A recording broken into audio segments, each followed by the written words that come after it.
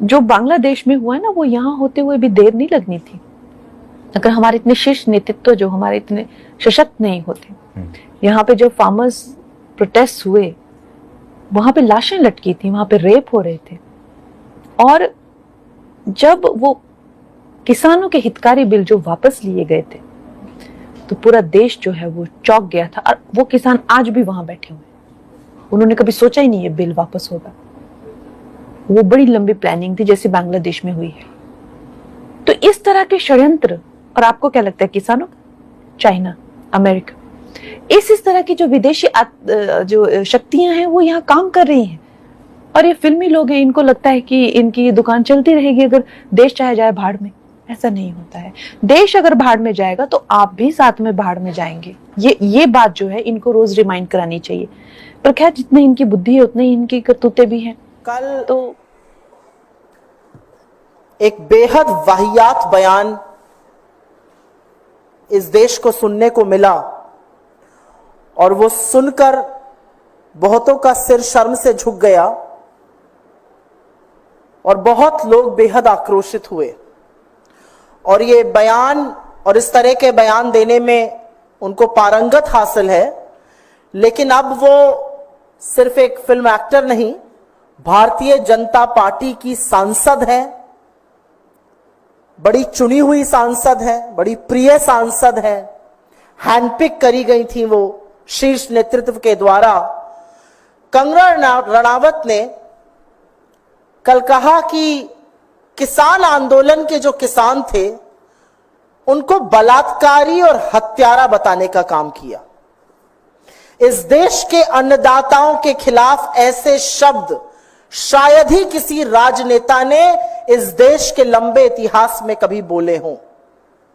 इस देश के अन्नदाताओं को बलात्कारी और हत्यारा बताया, और उसके बाद यह भी कहा कि ये जो सारा किसान आंदोलन था, जो किसान अपने हक की, अपने अधिकारों की, अपने सशक्तिकरण की लड़ाई लड़ रहे थे, जो प्रदर्शन शांतिपूर्ण था, जहां 700 से ज्यादा किसानों की शहादत हो गई, जहां 1.25 से 1.5 साल तक किसान खुले आसमान के नीचे गर्मी, पानी, बरसात, आंधी में, ओलों में बैठे रहे,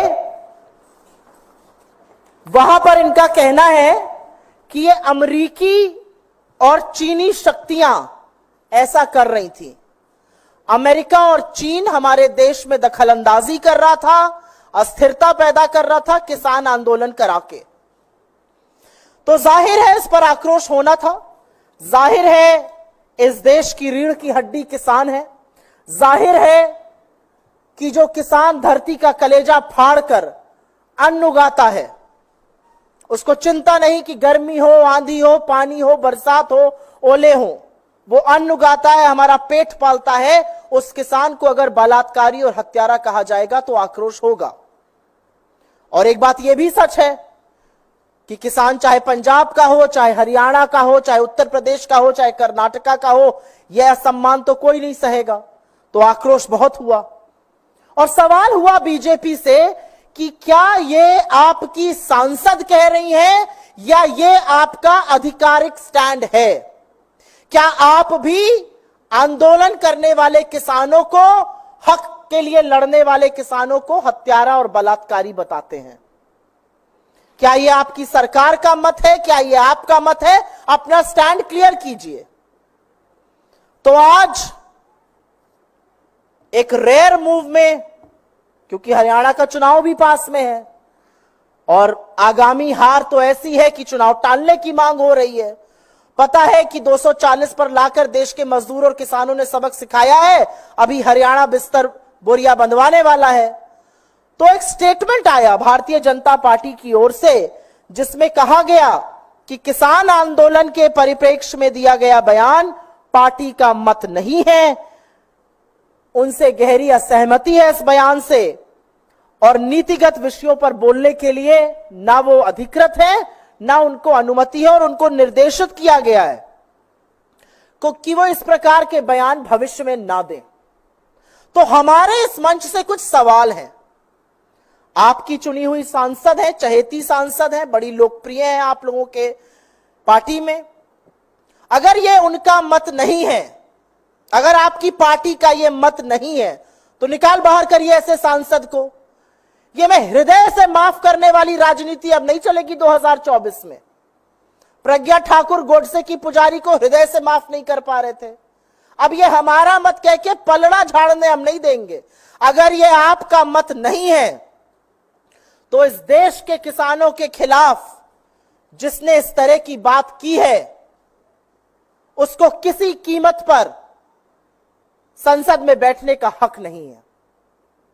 निकाल बाहर कीजिए अपनी पार्टी से, हाथ जोड़ के माफी मंगवाइए किसानों से, और अगर ये सब कुछ नहीं कर सकते तो आप खुद माफी मांगिए इस देश के किसानों से।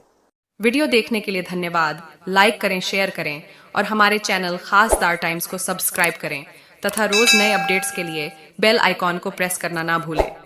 साथ ही देश और दुनिया की ताजा तरीन और स्थानिक खबरों के लिए हमारे वेबसाइट www.khasdartimes.com पर विजिट करें। धन्यवाद।